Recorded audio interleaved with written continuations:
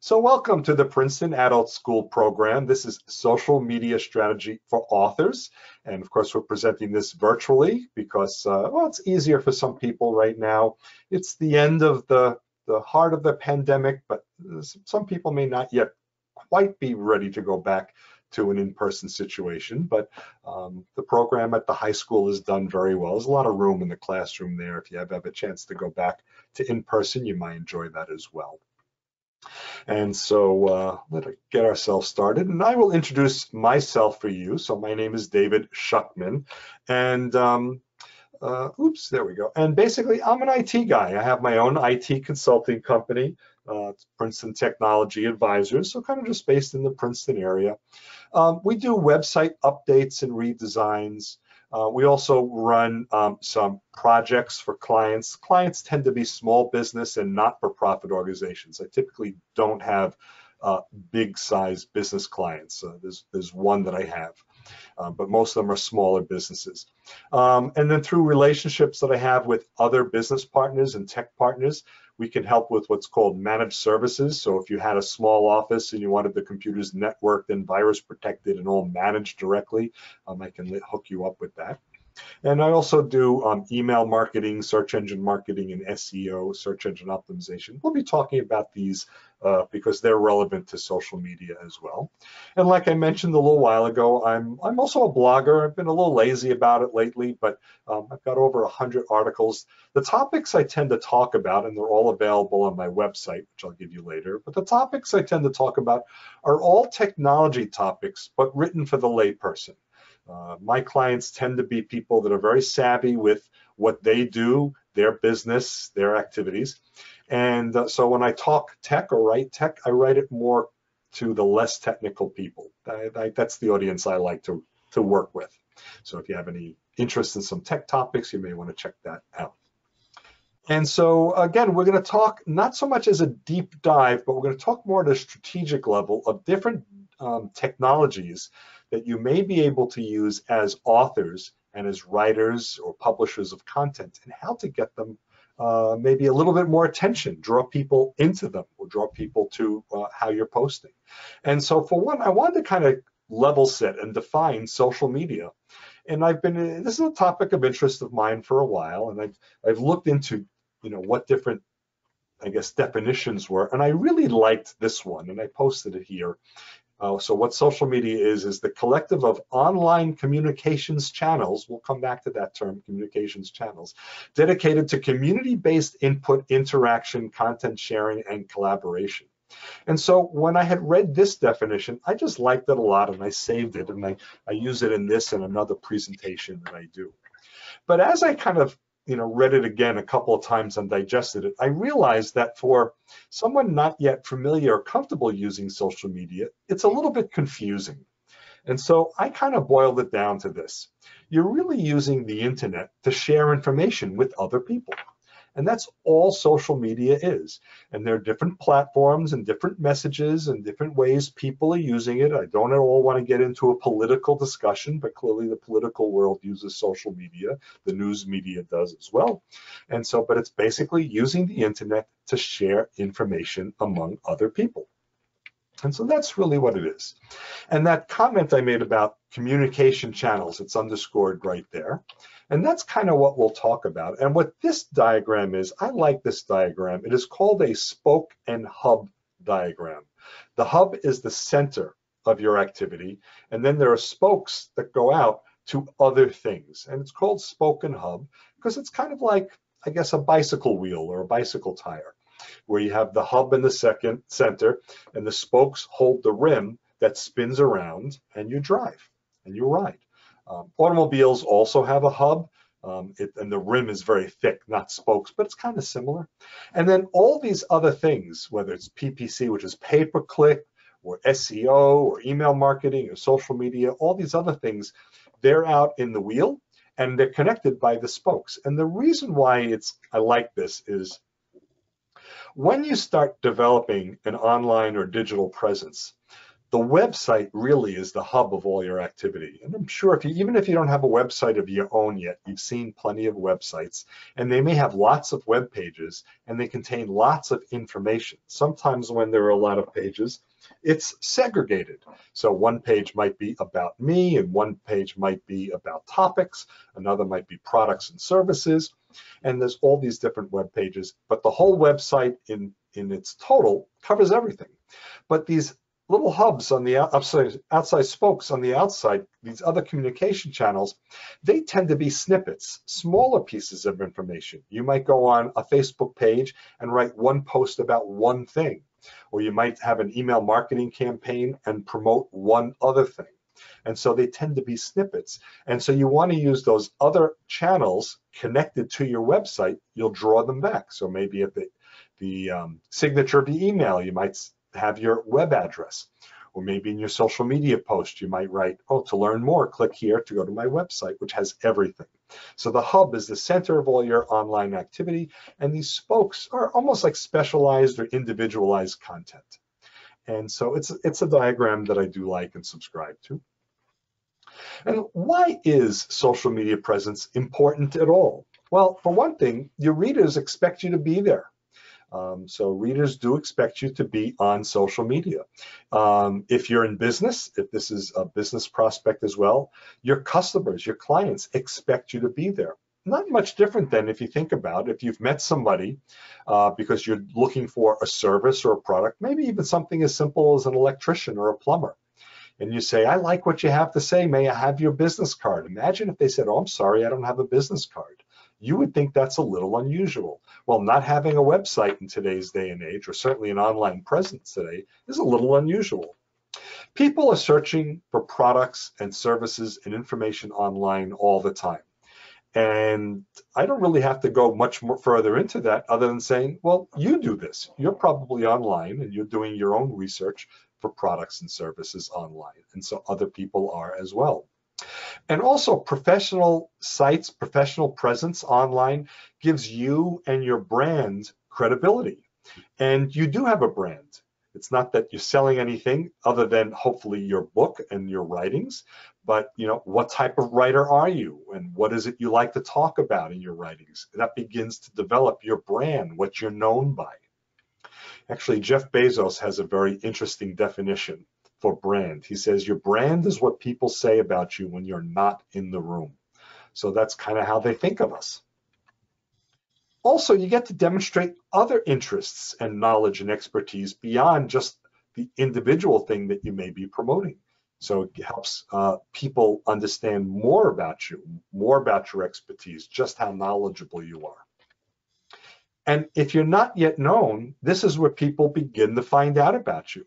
And if you think about when you're using a Google search or a Bing search, whichever search engine you like, Yahoo search, you put in some keywords and results come, and you may discover products, services, people, books that you never knew about before. Or if you're using Amazon or the other booksellers, you might put in a topic or a keyword, and those books will pop up, and you may know the authors, and some you may not know.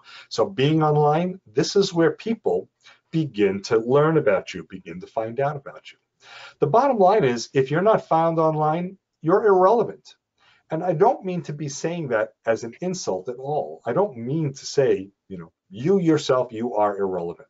But if someone is searching for someone like you, if someone is searching for a genre of book or article that is the same that you write about, and they put in those words and they begin to see results and you're not found, they're not going to be able to buy from you. They're not going to be able to contact you. They're not going to be able to learn about you. So that's what I mean about you're functionally irrelevant if people can't find you.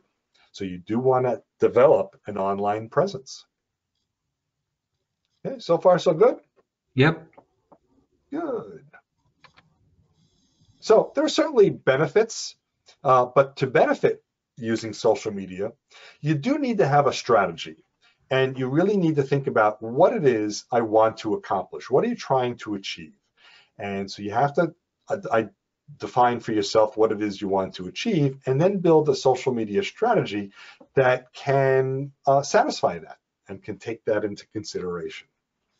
Now, your social media strategy it's a bit iterative, because what will happen is, you'll start to set some goals. We'll be talking about this a bit in a moment. And then you'll figure out, well, who am I trying to reach? Who's my audience? What's the best platform or platforms to use? What should I write about? What should I post? What should I put out there in social media? So that's the content. When and how do I implement it? And now that it's implemented, how's it doing? Am I getting views and likes and clicks and all those things? And then if you need to, if you're not at a point where you want to be, you make some adjustments. And now you might have an updated set of goals. So this is a bit iterative, and you might go around the circle a couple of times. And as you're doing your tracking and measuring, if you're at a happy place with that, then you don't have to do adjustments, or you don't have to do adjustments right away. So this strategy becomes a bit iterative. So for setting goals, you need to know your audience. Who do you want to engage with? And you may say, I want to engage with everybody. Well, no book is sold to everybody. No product is sold to everybody. Just not the way of the world. Everyone has different likes and preferences and things. So you do need to know who your audience is, who's going to be the reader of your content, the consumer of your content. And then what type of content will you post? Some people like to post snippets of the book. If you have a book, they might post the first chapter and then click here to buy the rest of the book.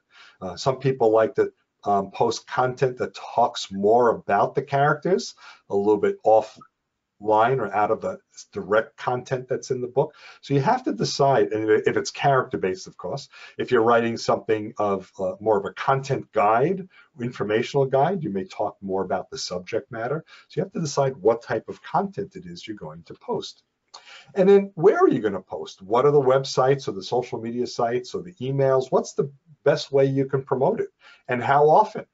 How often are you going to put snippets out there? So these all have to be part of your goals. And then you need to learn how to use these different social media channels. Using email is going to be different than using Facebook, which could be different than using the Amazon platforms, or different than using LinkedIn if you're more business oriented. So there's different ways, different places you can post, and they all get used a little bit differently. So you need to understand, for the ones that you want to begin using, how to use them effectively. And then what do you want to happen as a result of your activity? And remember, goals are not big things. Goals are really small things. So if you said, I want to sell 100 books, well, that's fine. But there's things you have to do in order to sell 100 books. And so the goals really should be those things. So your goals might be, I want to be effective on a platform. I want to get more readers. I want to get more clicks, more views, more likes, something that generates interest. Because when you start satisfying those smaller goals, when you get the clicks and the attention and the likes and the comments, then what that will happen is ultimately it will yield net sales, or the larger goal that you may have in place. So really, goals are much more manageable when they're a little bit smaller, and you can really see and manage them a little bit easier. So who is your audience? Hopefully some of the people in that picture would be your audience. But your audience is who you want to reach with social media. And I'm sorry, was there a question? No. Okay, good, no worries. So it's who you want to reach with social media. And if you were in business, it's who you would want to reach in business if we were talking about social media for business. So you have to think about really, who is my audience? And then when you understand your audience, you have to understand what's important to them and how to communicate to them, because different groups of people, different types of people have different things that are important to them. And it all, of course, depends on the nature of your content and the nature of what you're writing, the subject matter, genre, and all that. So you need to understand what's important to your audience so that you can focus your attention only on them and the content of your communication only on them. If your audience is kind of consumer-based, retail-based, you'll want to use terms that lay people use, especially if you're writing user guides and things like that. If your audience is going to be more of a business-based or industry-based audience, you're going to want to use industry and technical terms, because they're going to expect it and they're going to understand it also. And if you're going to be writing to a consumer-based audience and you want to make it realistic using industry-based terms, you're going to have to spend a little bit of time explaining it. So, and you've probably read in novels or other books things where it sounds a little technical, and then they talk about how to accomplish that technical statement. So you have to make sure that you can communicate to your audience the people that you want to reach. So as authors, who is your audience? And so this was from an article I found from the New York Times author, Kevin Kruse. I don't know him, but I found this article. So there's a whole list of people that could be your audience. And any one time, any one of them could be your audience, or they can be your audience for a part of time, and then not so much later on. But it depends. There are different categories of people that you may want to reach, and you may reach them differently. So there's your personal reader network. These are people that you're really just hoping read your books and your articles and your posts and your guides. So they could be fans, they could be friends, family, clients, whoever you're writing for specifically, that's your personal reader network. And so you have to think about, if I want to attract these people, if I want to grow my network of fans, if I want to grow my network of clients, or your network of friends, you can't really grow a network of family so much, I guess, unless people in your family start getting married. But you have to start thinking about what's important to them and how to connect with them. I don't have an answer for that. And the reason why I don't is each genre, each theme of work is going to be addressed a little bit differently. And so can't really deep dive in great detail. Of course, if you have a specific question, we may be able to work through it together. So as one of my friends seems to answer a lot of questions with the answer, it depends. So you have to say it depends the best way to do that. We'll get into some of those. There's also what's called the bookstore browser, or the online bookstore browser. They don't know you, but they might see your book when shopping. And I'm sure if you've been in a bookstore before, you've looked in a category, you've gone to the stacks, you've gone to a category, whatever it is, mystery, bestsellers, whatever it is, and you see a title that might be interesting, but an author you never knew before. You might read the book jacket cover. So you have to see, maybe you're trying to attract people who are going to be shopping and will come across what you're writing. There are also people who buy for others. I had a boss who liked to do this. So when I was working in IT in corporate America, now I'm independent, he would like to get these like management books. And one was written by someone who worked at Disney and talked about how Disney became very successful. And so he was hoping he'd buy the books for the team, 8 or 10 of us, give them to us, ask us to read them. We never had a book report, we were on our own, but asked us to read it. And then hopefully we would become more inspired to work effectively or in the minds of, the way that author was writing. So sometimes you're buying for people, your audience are people who are buying for others. And then there's the retail buyer, and that's not the same as your personal reader network. It's not the person who buys at the retail store. This is the buyer at the store. This is the one who fills the shelves and buys for their inventory. So sometimes you need to attract as your audience the person who's going to buy a number of copies and put it on shelves, or buy a number of copies in a library network, that kind of thing. So you want to try and reach out to them. And then the media, these are the people that read and appraise books, book clubs, things like that. People who are going to start promoting your book on your behalf because they found it interesting. And so will they think your book is interesting enough to tell to their network? That's what you're hoping for. And so you may want to try and market to the reader, the media reader. So these are all different types of audiences that you would have to think about the best way to market to them and to get their attention. The media people might be using different social media networks than the retail buyer, or than those who buy for others, or the bookstore browser. So see what's best for you. It all depends, again, on what your goals are going to be. So when we think about social media and digital marketing strategy, you have to think about social media should be about, it should, well, this is what most people think about. Most people think social media is about me, me, me, me. How can you help me? And so if you take the position, how can you help me? You may be asking your audience, how can you help me? Buy my book. This is how you can help me. But that's actually a mistake. Social media is not really about me. Bottom line, it's for you, but it's how you can help the other people, how you can help your audience. Because if you can help them, then almost subliminally, they'll help you. Because if you can provide them information of interest, if you can point them in a direction of your writings that are helpful to them or of interest to them, they could buy it. But it's really because you want to help them. How can I help you? So you really want to provide good quality information in your posts, in your postings when you're online.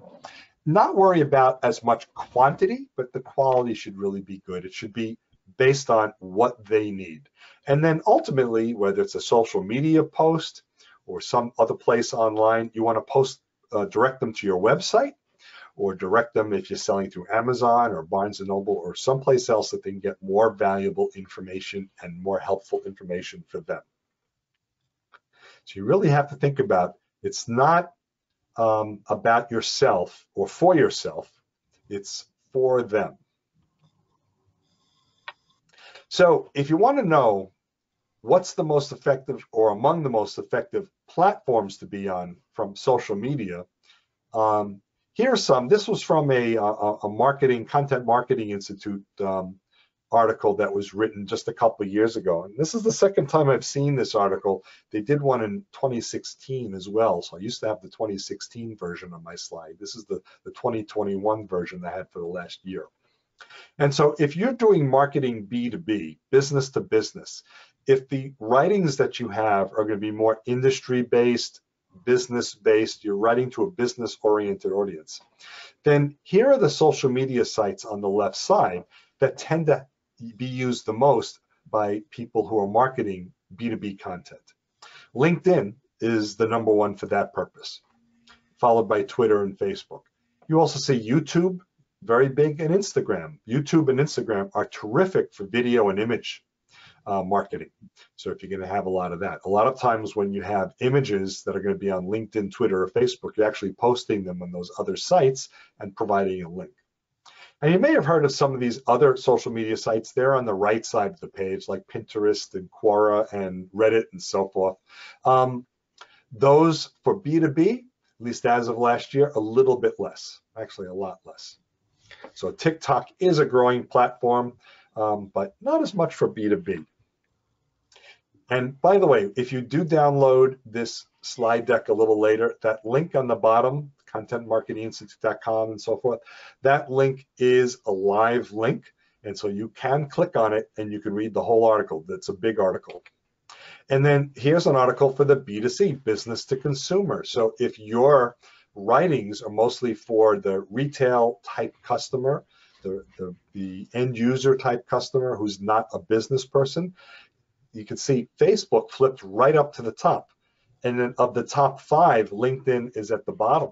So it's almost a complete flip, not an exact complete flip. So these are more the platforms that the non-business consumers are using, the B2C content people. And, David, yep. can I ask a quick question? Sure. So on the B2B slide, with Twitter being closer to the top, yeah. Do you think that that would change with TikTok and the Elon Musk um, proposed purchase? Well, Elon Musk is in the process of buying Twitter, not TikTok. Right. Right. I'm sorry. Yes, Yeah. Twitter. Do you Yeah. think that So, that would uh, perhaps swap places? TikTok oh, I moving see. higher up along the higher up I versus see. Right. Twitter. I, from what little I've read so far or heard, which has mostly been in the, the public media, um, Elon Musk isn't, or I haven't seen that he's talking about big changes to Twitter. And frankly, I don't know what his real intent is for buying it. It's a lot of money. I mean, maybe he's just a rich kid with rich toys. So I don't know what his real intention is. They said he may take it private, which means he's under less Security Exchange Commission control. But I don't know why he would want to change it much at all. I don't know if he has any significant ownership in TikTok or other platforms where you could say maybe he would merge them. I don't think that's going to happen, but I don't know if he's got a big plan. TikTok tends to be more of a video content, and Twitter is not. So the audience is different. TikTok is also in general a little bit younger audience, and Twitter is more of a, if the youngest is probably the millennials, but I don't think kids are on Twitter anymore. The equivalent for younger people is going to be Snapchat. That's kind of the younger person equivalent to Twitter. So Twitter's a bit of, yep. So now I actually do think TikTok's numbers are probably higher than from almost 2 years ago. TikTok has gotten a lot of traction. They get a lot of users, so it's probably more than 1%. I just don't know. I'd have to wait to see if these people come up with another article. Okay, thank you. Yeah. Donald Trump has another program, Truth Social. It's not represented here. It's a newer program. I don't know enough about it. And I'm not going to comment. I don't want to make any political comment at all because that's not what we're here for. But it's just not represented on this diagram. It's a new platform. Oh, perfect. If you want to ask another question. When I have this program with a lot of people, some of my online programs, I have these intermission places to make sure that if no one's asked a question by interrupting me, that we at least know what we have got a couple of spots. So any other questions at this time are certainly welcome. No, I'm good. Okay. All right. I'm okay. So we will open that curtain. And for some reason, I keep thinking of some of the movie Godfather 2. I like The Godfather and The Godfather 2, but The Godfather 2 actually had an intermission. So there's a spot right in the middle there, and they stop and it says intermission. It's been on, I don't know, I think it's one of the cable channels recently, and I saw it. So now that we kind of level set or introduced social media and the strategy at a high level, let's talk about some of the sites that are available specifically for authors. Now, if we were doing this not for authors, most of these websites won't be part of that discussion. But I did find there's a lot of digital sites for authors, and that's what this program is about. And actually, the genesis of this presentation, there's a person I know, I'm happy to call her a friend, but we don't socialize. We see each other more professionally. And she's a publishing consultant. And she's in the like the Yardley, Pennsylvania area. And she used to do an annual writers conference. And she knew I did some social media presentations. And she asked if I would do some research and create a presentation for her. And I gave a presentation at her conference. So I then continued to offer this through the Princeton Adult School and a couple of libraries. So Amazon, of course, we've all heard of Amazon. They did start as an online bookseller. And in 1994, they used to be called Amazon.com, which of course is what their website is. And of course, people thought that would be a big failure because people have to touch books and pick up books before they buy books. But Amazon became a huge success initially selling books. And so then what happened was, Amazon became just the largest online or e-commerce platform. So not only do you sell books, but they sell just about anything, and people can have their own online stores to sell anything. There are about 1 million independent sellers that are not directly Amazon, but they use Amazon as their online platform to sell stuff. Okay. They offer a couple of self-publishing services. So if you've published before and you haven't done so through Amazon, you may want to consider using their services or migrating some of your publishing over to them. Now, again, that blue link, that's a live link, so you can click on it later when you download this presentation. But you can publish to Kindle.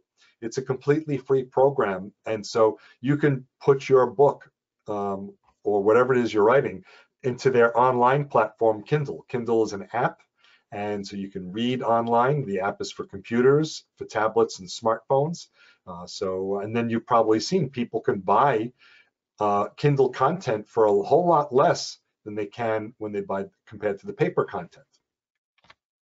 They also have something called Publish to Print, where you basically are only printing on demand. And so you can create and publish and distribute your print book. And then the pricing is based on how many pages and then number of copies times number of pages. So I can't give you a specific price, but if this is something where you don't want to keep an active inventory or you don't want to until you actively need it, this may be something that's worth pursuing as well. And then they also have an audio. They have a couple of audio content because they've been buying companies. We'll talk more about that in a moment. But you can actually have a professional audio book done with this ACX product. And there's different royalty and pricing options, so you'll have to take a look at that program website as well. But another means to publish is publish your writings to audio. You can hire somebody, and if you're looking for somebody, I do know somebody who's a voice actor, James Dugan in Princeton. He may be interested in talking with you if that's something that's important as well. And I heard another interesting thing about when you publish from Amazon. So for those of you who have published books already or about to, one of the things you do need is what's called an ISBN number. Every major publication has one. It's kind of like the registration ID of that book. And publishers can provide that for you. And you can get ISBN numbers from Amazon. And I don't know what the current pricing is, but they make it very affordable. These aren't terribly expensive things. Or you can get it through independent, like BookBaby or some of the other organizations. What I learned was, and my friend who's the publishing consultant said, never get an ISBN number from Amazon, even if you're doing your publishing from Amazon. And the reason why is other booksellers don't like to sell Amazon books that are published through Amazon. So Barnes & Noble is known for doing this. If you have an Amazon ISBN, they don't want to sell your book, and some other sites as well. So go to an independent organization like BookBaby or one of the others to get your ISBN number and register your book that way. Okay. While we're on the subject of Amazon, there's Author Central. And this again is a live link. And this is where you kind of create your own little Amazon web page or author page on Amazon. And you've probably seen these before too. Open up a book on Amazon, look at it, and then if they have the author's name and it's turned into a link, click on it, and then the author's web page will open up. And if the author has multiple publications, they will all be available through the author's page. What that does is it gives you more online access. So it's your home page on Amazon. You can add a brief biography, some photographs, postings, whatever it is that you want to manage there. Also, through Amazon, you can track your Amazon sales. And so you can see trends and other things over time. You can see how your books are being sold. And so that can be very helpful to you as you're starting to get some traction in your sales. They also have phone support and email support. It's called Get Author Help. And so there are staff at Amazon who will answer your questions and solve your problems either through email or they have some daytime phone numbers. So you can get one of these Author Central pages on Amazon and get a lot of additional product and support from them. So that can be very helpful. Audible. Audible is basically an ebook company. It is now an Amazon company. started out independent, but Amazon owns it. So you can get, they basically sell audio books, spoken word books, and other audio entertainment. So for people who like to sell and listen to digital books, audio books, radio programs, TV shows, magazines, newspapers, all that type of content is on audible.com. And you can, of course, very easily link it to your Amazon page as well, since it's now an Amazon company. There is a fee for doing this. It's 30-day trial. It's $14.95 a month, but they do have discounts if you also are an Amazon Prime member. And so a lot of people are an Amazon Prime member to be alerted to sales and also to get discounted or free shipping. So, certainly online content like music and a lot of movies are available. So take a look and see what the discounts are and how they apply to you. But you know, when you're not sure if this could be useful to you, you might try the 30-day trial. Or the 30-day trial, when you know you have a block of time over the course of a month, could be a way to spend time, learn how to use it, see if it's sensible for you before you spend the $14.95 a month. So it gives you an opportunity to kind of learn it, to use it for free. Another good website from Amazon. Then another website, Goodreads. This is a pretty popular one. Again, this is a live link. Then another one that is now owned by Amazon. And so basically they are, their users, their customers are all book lovers. And so they boast over 90 million accounts or clients right now, at least as of the last statistic I got was from about 2.5, 3 years ago. And so what they really do is they help you share books, help people share books and alert each other about books. So they really want to kind of promote different books and writings among all of their audience. You can start out using it for free. And so you create, they call it a bookshelf. It's kind of your account with your books in it. You can provide reviews and ratings. You can see what other people are reading, whether they're people connected with you or not. It'll begin to make suggestions. So if you're reading one particular genre, they may say something, well, if you like that, you may like this. So that would be helpful. And then you can also publish and promote content. But if you start doing that, it's kind of an online advertising. It's called pay-per-click, which I believe we're talking more about a little later, that you pay for. But the pay-per-click is what pays for the free use of it. So it's kind of like promoting or advertising, and that's what you're paying for.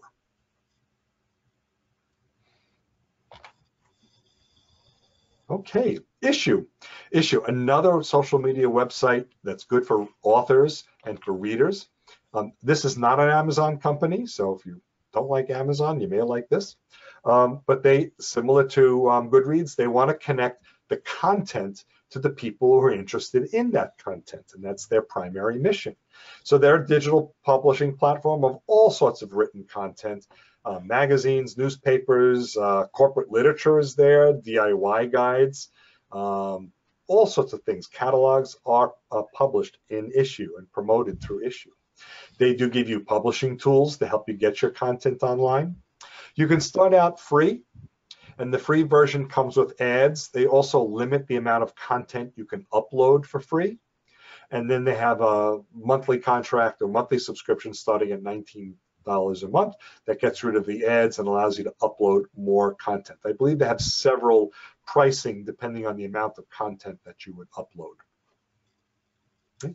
But if you're starting to get a little bit of traction, or if you want to make a little bit of investment to gain some traction, a site like Issuu may be a good site to use. Scribd. So Scribd, another one, kind of similar to Issuu. It's a subscription service, so you can read, of course, online they say on any device. So I guess because it's web-based, you can use it on the browser on your phone, your tablet, your computer, your laptop. Again, a digital library. They have a catalog of over 500,000 audio and print books.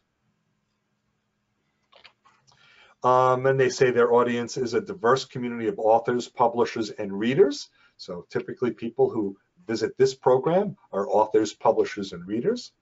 You can publish documents up to 100 megabytes. And you want to know how much that is? Right at the bottom of the slide. 1 megabyte is about 500 pages.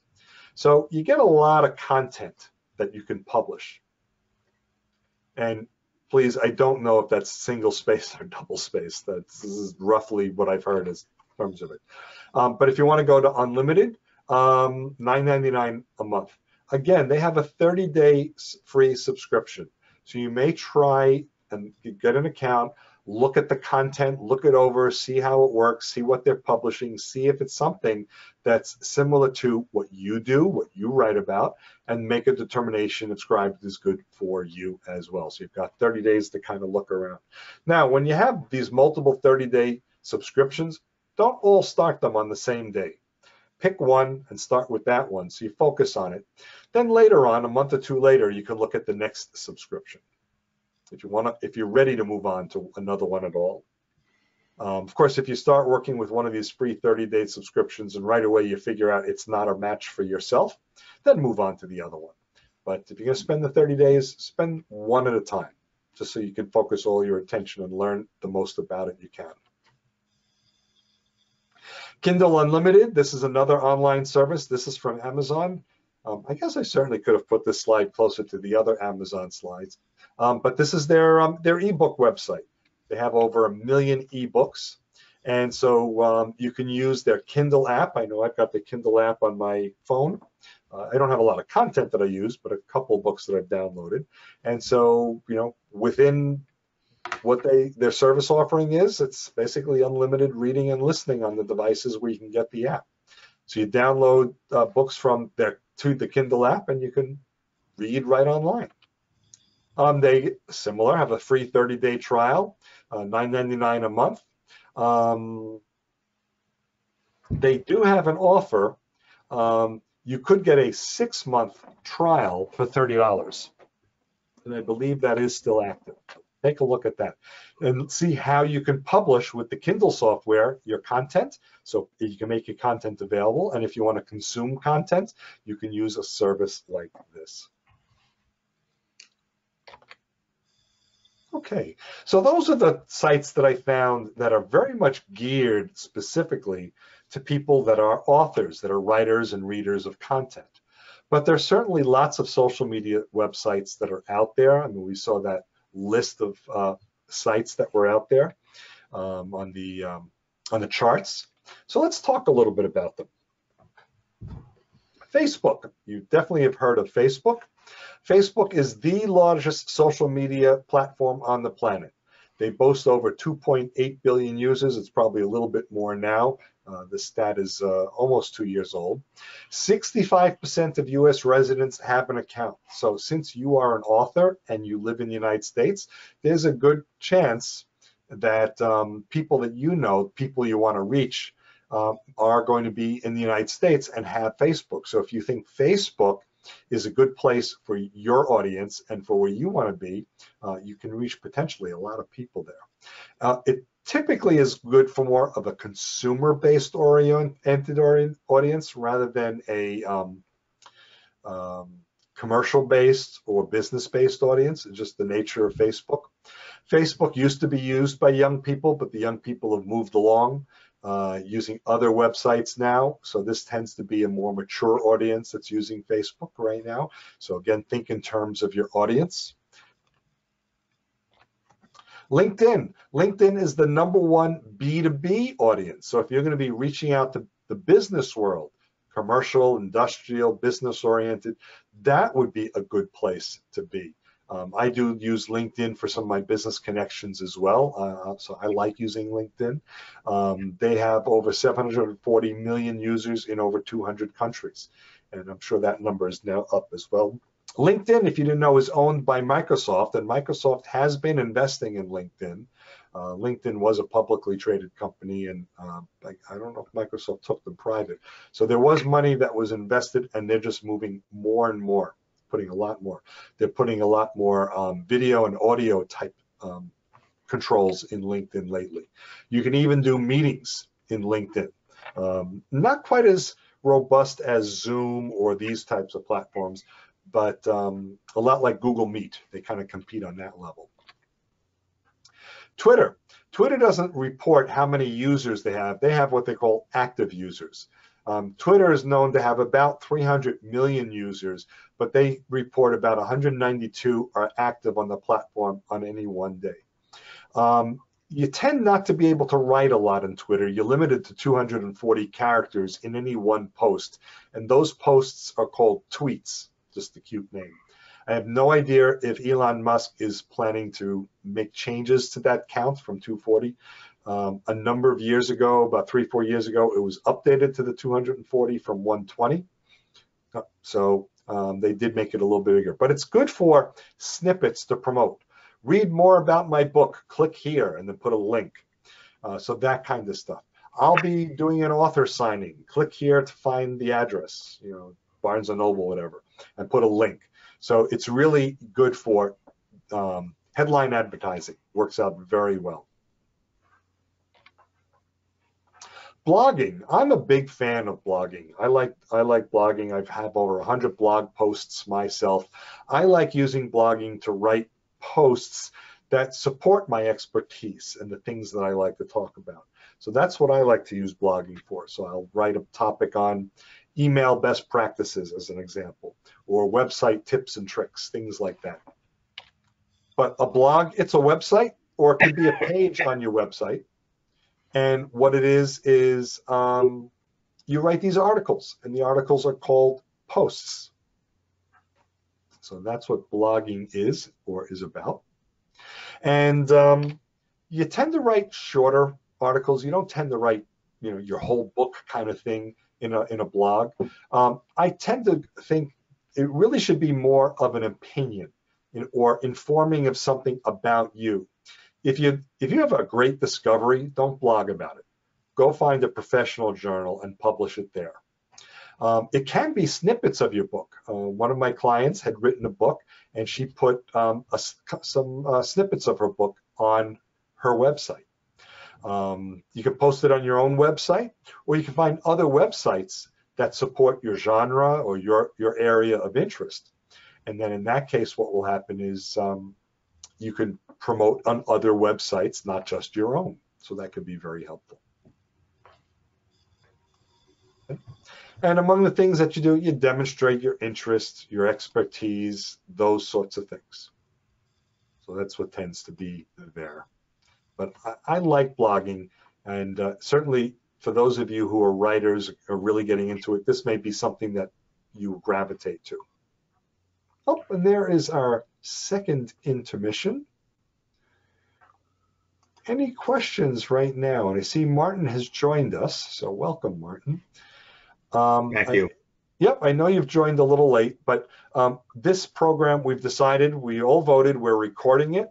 So if you don't want the evidence that you were online, you may just want to turn your camera off, but you're welcome to keep your camera on, certainly. But the benefit then is you can go back and watch the recording. I'll show you in a few minutes where that link is going to be. It's not there just yet. And you can also download the slides. So if you missed a few slides at the beginning, you'll be able to download them a little later or look at them online. Any additional questions at this point? Not for me. Okay. None for me. All's good. All right, so we will move on and open the curtains one more time. There we go. David, So we talk, yeah. do you recommend Twitter as a means to promote your book? So the short answer is it depends.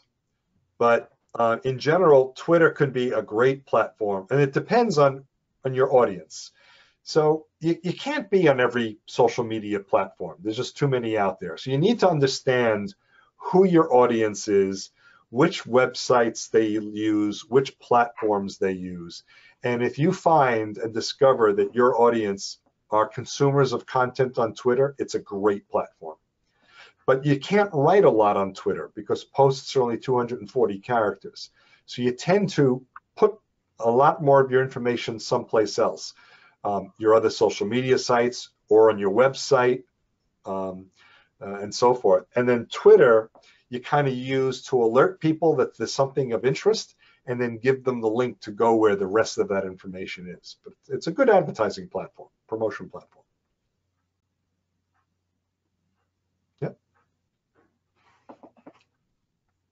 So let's talk about websites.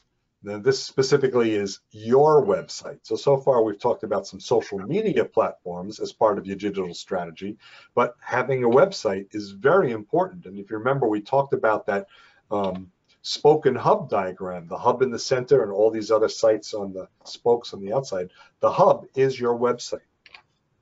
So you want to have what's called a mobile web design or a responsive web design.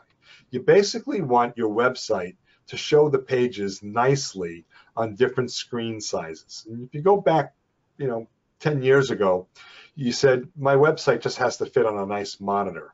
But more and more people are using tablets, which aren't widescreen, but more square, or smartphones, which are narrow and vertical. And so that's a different screen size. And so you want to have your website adapt automatically to the different sizes. You don't want to have your website shrunk down teeny, teeny, tiny and try and read it on a phone. It's just going to be worse than an eye chart. And so websites nowadays, especially as you build new websites, this is almost automatic. So when you work with your web programmer, just ask, will this map nicely on mobile? So kind of typically, sometimes what happens is you've probably seen on a website 2 or 3 pictures across. Well, on a smartphone, they'll shrink too small. So what it does is begin to make them on top of each other. And the website is smart enough to adjust to the size of the platform that's on, whether it's a desktop computer, a laptop, a tablet, or a mobile. For us as programmers, it's very flexible to do. You don't pay more for it. The old days you did, but you don't pay more for that. It's all kind of built into the website's themes. And millennials, and actually these ages are a little off. It's probably more 26 to 42. Millennials, 20% don't have a desktop or laptop as their primary computer. Their primary computer is mobile computing. So if your audience is going to be to a younger audience, you're going to want to make sure that your website views nicely in a mobile platform. And about the content, you want to be descriptive, but you don't want to be too wordy. You don't want to put way too much information on a website, especially when you think of your website as a bit of a hierarchy. You have the home page, and there's a menu, and then the menu allows you to click to other pages.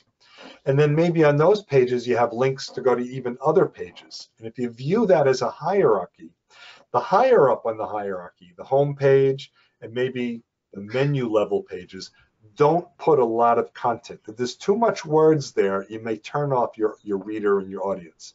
But the further down the hierarchy they go, the more vested they're interested in the topic, and you can write a bit more. You certainly want to add and include keywords or phrases in your content, in your written content. These are words and phrases that people are going to use to search for your content. Now, they may not know you, but they may know what they're looking for. Maybe they're looking for self-help books, or maybe they're looking for history books, or whatever your genre and topic are. So you're going to want to sprinkle throughout all of your web pages those words or phrases that people would use to find the type of content that you're writing. And the reason why is it's the way search engines work. You put in a search term and it returns websites and web pages that match your term. So you have to think about how would people search for you, and you have to try and be objective about it. And then it's the words that they're going to use, not just the words that you think of. And I actually had kind of a fun discussion a few years ago. I had mentioned I was at this writers conference, and we did this very same presentation and we talked about it. And so he took me on the side and he was asking for some advice. And I said, well, what words do you think you'll use? And he gave me the names of his characters in the story. And so I said, why do you think so? And they said, well, these characters are very important to my story. I want to put those in my website. And I tried to explain to the gentleman, don't do that. Don't spend too much of your effort on the characters' names, because if people are going to search, they're not going to search for your characters' names. And he was a bit defensive. He says, yes, they ought to. They ought to know who they are. And I said, they'll search for them by name only if they know the name. But if they don't yet know the name, put more terms that are your genre. And so what he wrote, his genre was novel stories, so fiction stories, based in true live history events. So there was something in history, and his was Wild West, so the 19th century history, but stories that he made up of his own that included a mixture of actual and fake people. So I had to get him to think about the way others may find him, and that's the way you're going to have to think about as well when you start including keywords. Now, in terms of how many you do, don't word stuff. So if you're writing about, I don't know, if you're writing a book on accounting practices, and so don't stuff accounting, don't put too many times. My book is about accountants and accountants who read about accountants. Accountants love my book because I write about accountants. Accountants. Don't do that. Google and the search engines actually hate that, but 1 or 2 times on each page works out nicely. I like to use 2 or 3% maximum of any one keyword or phrase. Also, add pictures or add links to video. People like pictures. People like watching video. They say a picture is worth 1,000 words, so you can get some good content and get your message across in video and pictures. And add links to other websites. And they have to be other websites that are kind of similar or would have the same audience as your website. And it's not because you want to get them away from your website, which is what would happen for a little while, but the search engines kind of like the fact that you do this. So when you want to improve your visibility in a Google search or a Bing search, they have algorithms. When people put in search terms, they have algorithms to decide which websites to display in the list, certainly on the first and second page. And one of the things that weigh heavily in search engine algorithms are these things called cross links, links on one website that point to another. And if Google can understand that the 2 websites or 3 websites are similar, then it's almost like a recommendation, a digital recommendation. So they like this. So in your case, if you're going to be writing about some sort of industry, then maybe you link to other companies in that industry. If you're going to write a genre like mystery, you might link to other web pages that talk about mystery as a topic. You'll have to decide and find the ones that are best. And your website must tell a consistent story. And by that, I don't mean literally a story. Once upon a time, there was a website that did this. But the theme of your writing, the theme of your message across all of your pages must be similar. If you were someone that was a writer of mystery novels, terrific, and you had several web pages, they should all be about mystery novels. But if you're someone who wrote about mystery novels, but you also like pets and you like gardening, in the same one website, don't write about pets, don't write about gardening. Instead, that should be a different website. And the reason why is what Google will do and Bing will do is they'll look at all your content to try and make sense. What is this website about? And if all the web pages have a consistent story, Google will have its aha moment and say, oh, this is about mystery books. But if you mix up too many different topics, it can be confusing to Google, and therefore your website may not come up as high on a Google search with mixed content. So be a little careful with that. Now, of course, if you're going to write about a mixture of topics, you'd have to talk with your social media and marketing person just how to promote that through a website. And there are ways to do it. You could have separate websites. Also on a website, add calls to action. Give them something to do. A call to action could be an image or a text. It prompts them to do something. It engages people a lot better in your website, in your social media. You can have calls to action on your social media as well. So you're going to want to do that.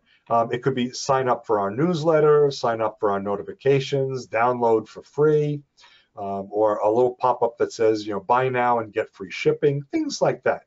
Give them something to do. And it really does improve the effectiveness of your message on your social media and in your website. So it becomes very popular, engaging someone, giving them something to do. Okay. Also, let's talk about e-commerce.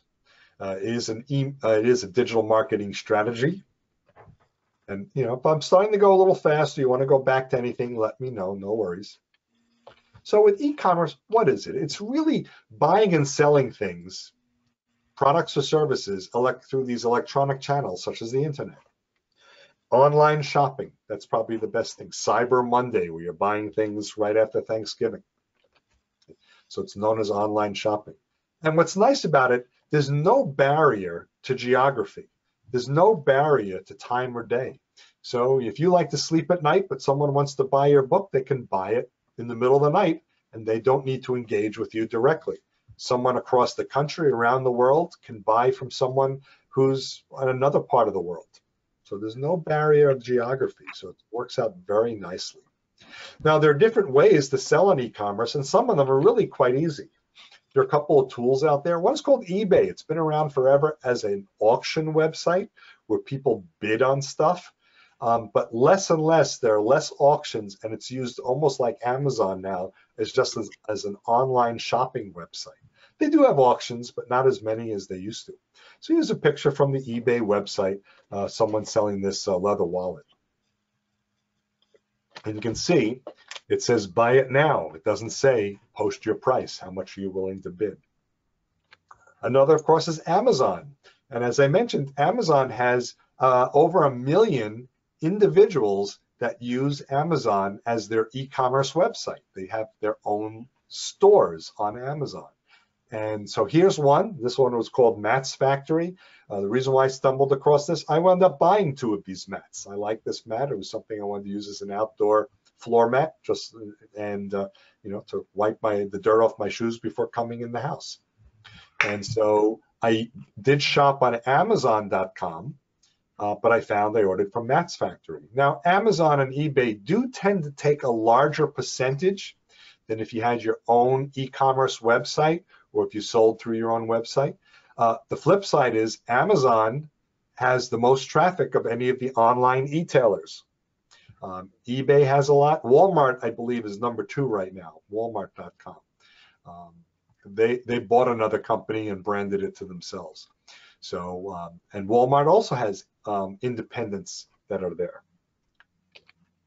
You can have it on your own website. You can have, like, this person has these selling coaching services. You click on the Buy It Now button, and you can get these coaching services. You can have a Buy It Now button. You can link to like a PayPal or one of the other services where they can pay, and then you get the notification that someone bought something, and you send it out to them. And then you can actually build a website as an e-commerce website, a shopping website. And these are some of the tools you can use: Volusion, BigCommerce, Shopify.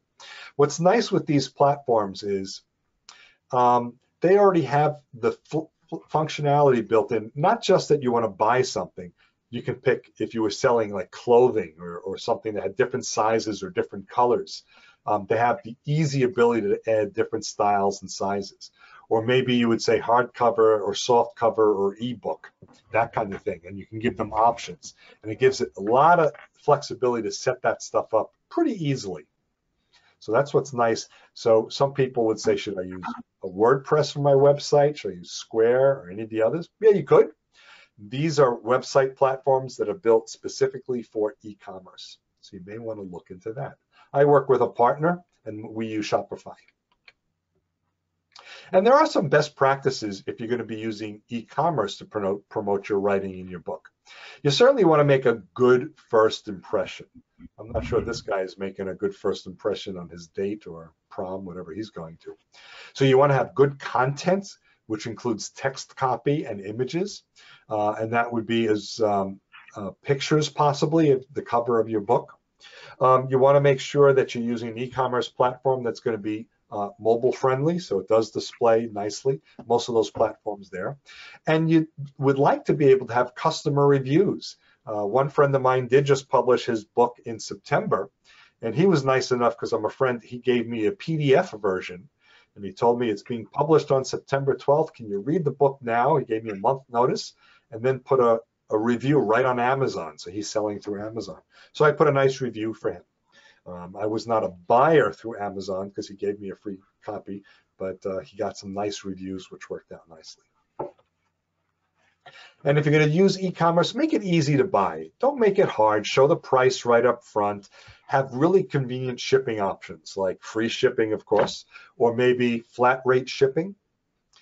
And also make sure they can check out very easily. You know, they shouldn't have to press a lot of buttons to check out. People get distracted very easily. So if you can do e-commerce for selling, make sure of that. And then very importantly, make sure you're prepared to fill those orders. So for instance, if you posted your book on e-commerce and you sold 100 copies, do you have 100 copies right away in a closet or, you know, in storage where you can mail them out right away? Do you have the mailing envelopes and packing tape or whatever else you may need? So be prepared. You don't want to send that book out weeks later. You'll just turn off your reader. You want to try and get it to them as conveniently as possible. So keep that in mind. Okay, so the $64,000 question. That was that old game show. I don't know if $64,000 is worth $64,000 anymore. But which is the best social media platform for you? Almost goes a little bit to the question earlier, is Twitter a good social media platform? Well, the short answer is it depends, because you can't be on every social media platform, especially when you're kind of an independent right now. Now, of course, if your business begins to take off and you begin to make some good money as an author, you may want to hire a social media person on your staff who can do that for you. But when it's just you, it's too much work. So you need to determine what's the most relevant platform for your audience. So what is your genre? Your audience are the readers, or your audience is the buyers of your book. So who's your audience? Where do they hang out? Which platform is the one that they like to be on? And then find authors in your area as well, kind of your competitors, and where are they promoting? You want to be on that platform. And your initial thought might be, oh no, I have to stand alone for my competitor. I can't be on the same platform as my competitor. It's actually the exact opposite. You want to be exactly where your competitor is. And the reason why is they already figured out where your audience, where your buyers and customers are. And so when your competitors are advertising, you want to be right there with them, right next to them. So that's where you want to be. You have to figure that out. I can't answer the question today. Just wouldn't be able to. And then you'll experiment, you'll measure, you'll adjust what's working where I'm advertising. Am I getting clicks? Am I getting views? Am I getting comments? What's working, what's not working? Stick with what works. The things that's not working, don't put any more time or effort into it. So again, that's that iterative process that we talked about early in the program. So what do you do next? Pick that one tool. Pick the one that you think is best for you. And then create an account. A lot of these social media sites, a lot of these digital marketing platforms have free accounts, where sometimes they're free to get started, but if you want more significant features, you pay later on. So get a free account. And then start working with it. Learn how to use it. And if you're having trouble learning on your own, find some webinars, maybe YouTube videos, ask people that you know, attend classes if they're available. So those are all things that you can do to learn. And then just get started. So that's what you can do. Okay. So that's how you get started with social media. That's how you get started with digital marketing. I have a couple more topics that we're going to talk about in terms of promotion and getting noticed and helping your website being found and social media sites being found. And we'll talk about that in just a moment. Do you have any other questions at this point? No, it was pretty informative so far. Okay, very good. I agree. No questions. Okay, good. No worries at all. I don't have any. Okay, very good. Well, at least I didn't put you to sleep, so I feel good about that. So there's something called analytics.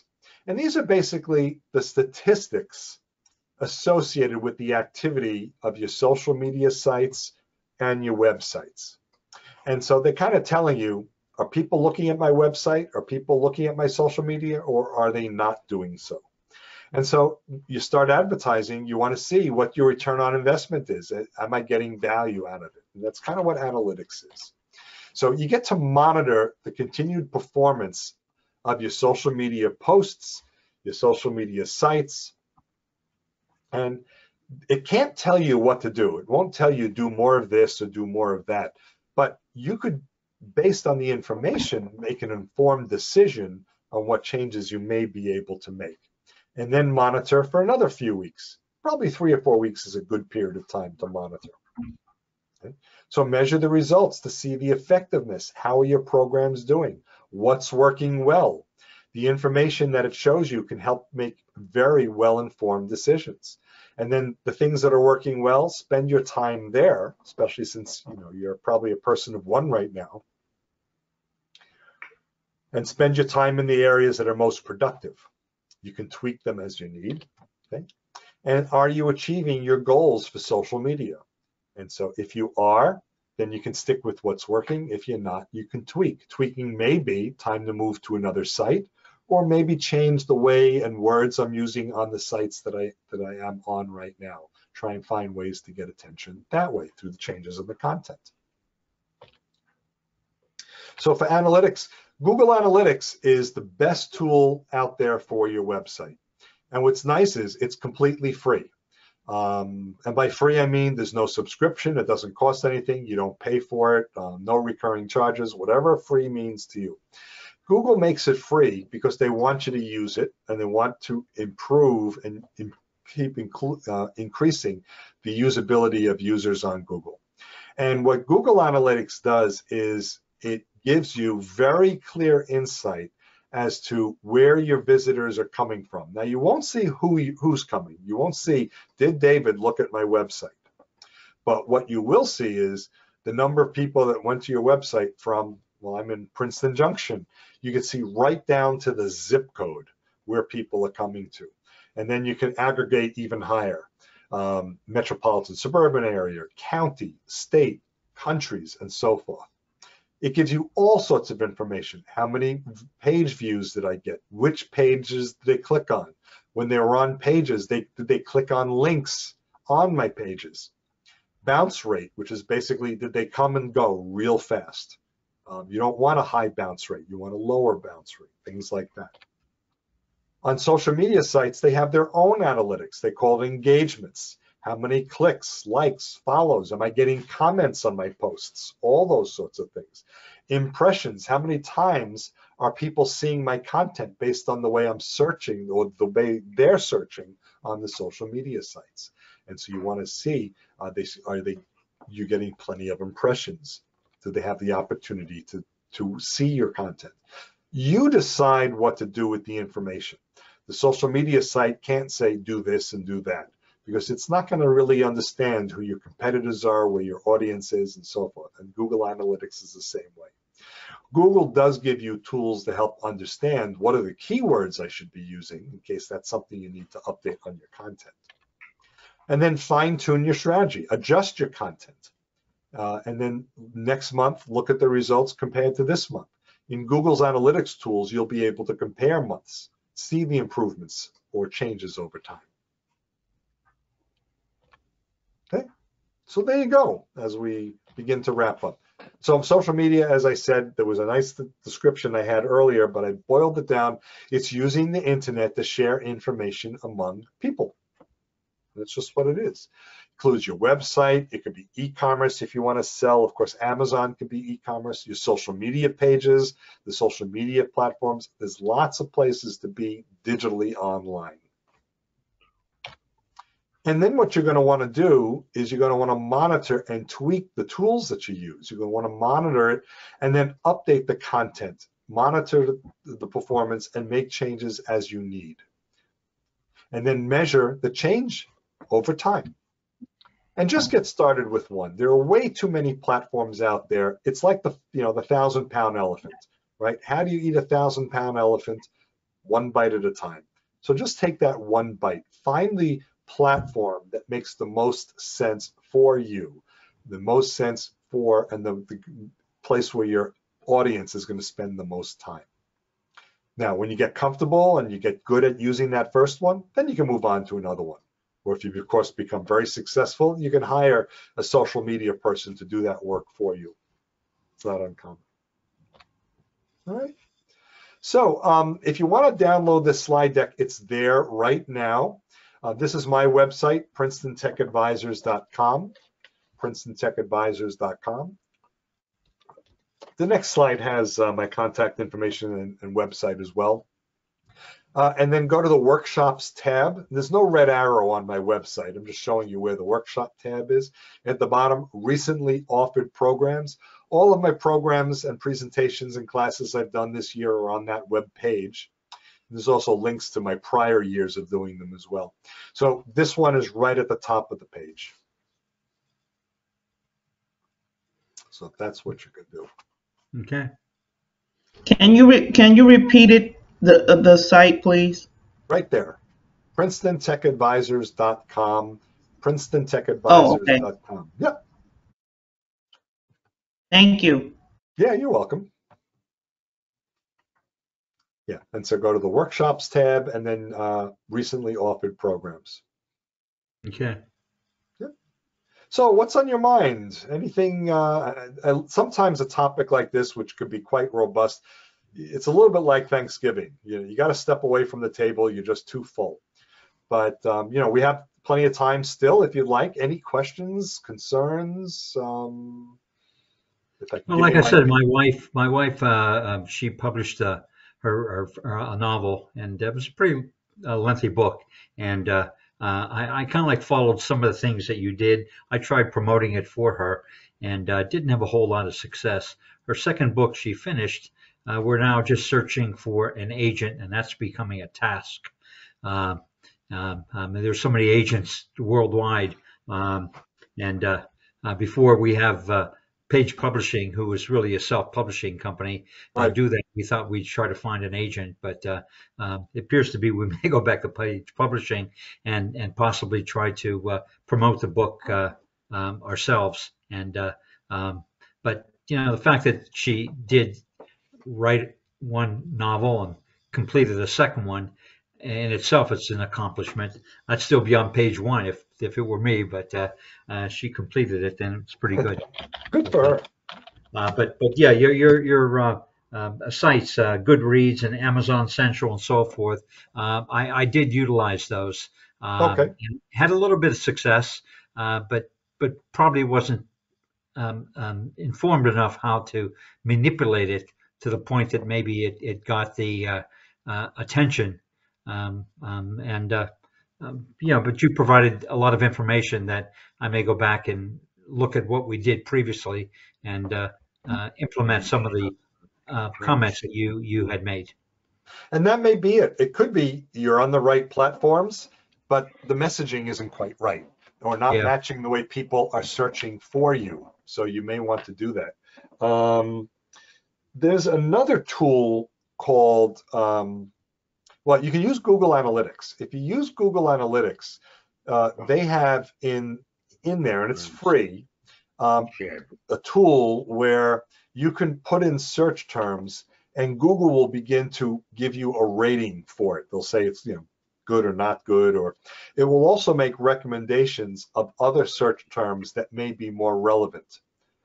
So, and that's kind of that story where I mentioned earlier, the author said, well, it's very important people know my characters. And, my challenge to him was, it's very important they know your genre, because they don't know your characters because they're private to your book. So Google will give you information about that.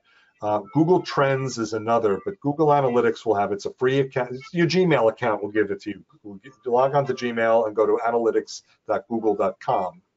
And search for keywords, because once you start getting an understanding of, oh, if I put in coach as an example, and Google says more people are searching on coaching, you may want to change the content that you put in Goodreads or your website from coach to coaching. And then you'll get more hits and more views. All right. And I'm putting some things in chat. So chat is the little icon that looks like a circle with a tab. So it's analytics.google.com. And the other, Open Door Publications, and you can Google her, Karen.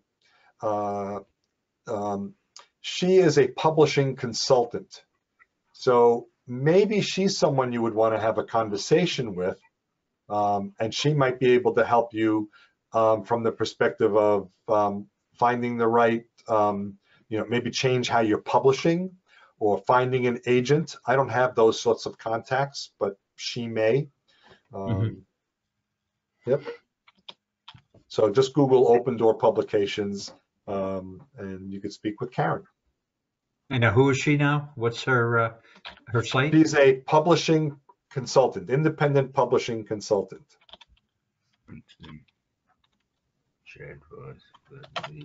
So again, look in the chat and you'll see the information. Okay. Oops, spelling counts.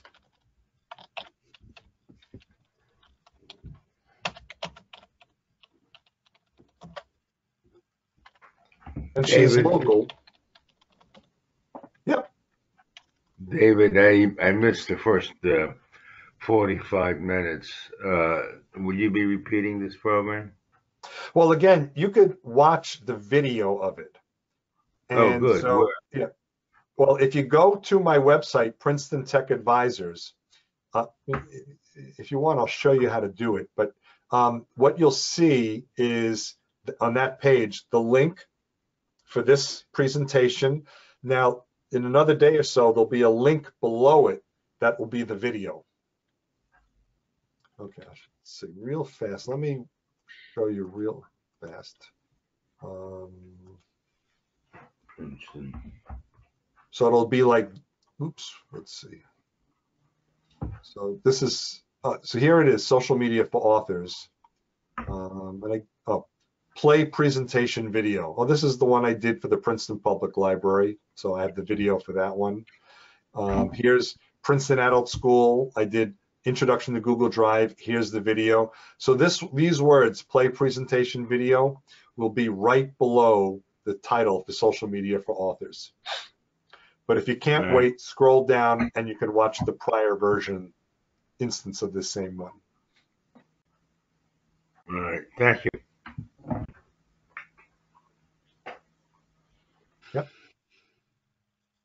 Yep. Anything else on your mind? No, it was certainly a good presentation. Appreciate it. Well, thank you very much. Yeah. I thought so too. I appreciate the information provided, and it certainly gives me something to think about, because I've been on the fence, I suppose.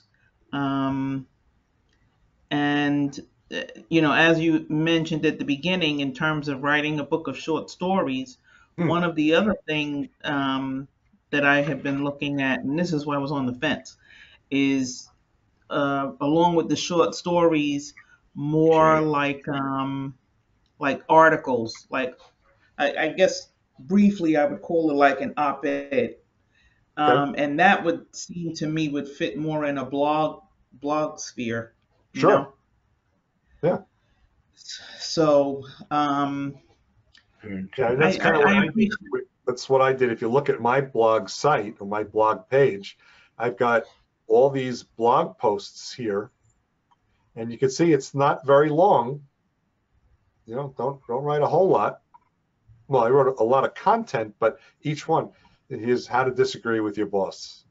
That's important. Did you find, or do you find when you do, because you said you don't blog like you used to, but yeah, about a year I haven't. When you were doing when you were blogging, do you think that you had good back and forth conversation with others that may have posted or responded? I did not get a lot of content on a lot of postings. Okay. But one thing I did do is I also used email marketing. Not just my Gmail account. I have one of these email marketing services. The one I use is called MailChimp, M-A-I-L. Okay, yes. Another one is called Constant Contact. There must be 30 or 40 products out there. I've used a few of them. But I have a pretty extensive email list, probably 2,500, 3,000 names. So I would email them and let them know, hey, I just wrote my latest article, Nonprofits Improve Fundraising via Email Marketing.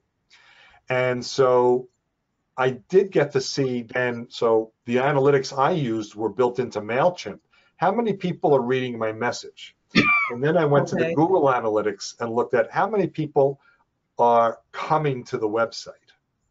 Okay. So, you know, I was getting attention, but I didn't get engagement like comments, very little. Not really sure why. Yep. Thank you. David, if you want to reach my book's a love story about a 17-year-old girl and a 19-year-old boy. Would Facebook and Twitter be good mediums to try? Again, I don't have an opinion about that because I don't know what that audience is really like.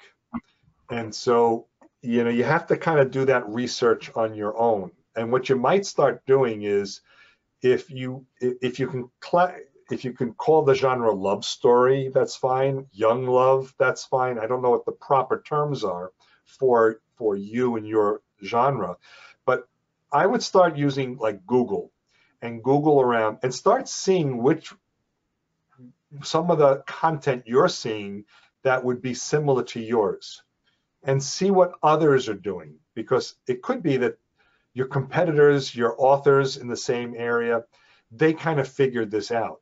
And so if they're on Facebook, that's fine. Facebook tends to be an older audience in general, not a younger audience. So do you think, you know, the 40-somethings, 50-somethings are going to read about teen love? I mean, I don't know. I just don't know the genre well enough. Or do you think it's really, you know, better suited for a different platform? All right, thank you. Yeah. So Facebook is a little bit older. If you want to appeal to a younger crowd or find where younger people are hanging out, Snapchat may be good. You may create a little snippet video for TikTok, or well, kids aren't on YouTube, but TikTok they'll be on. That might be a good place. If you've got kids or grandkids, ask them where they hang out the most, and then you'll find out where young people hang out, if young people are truly your audience.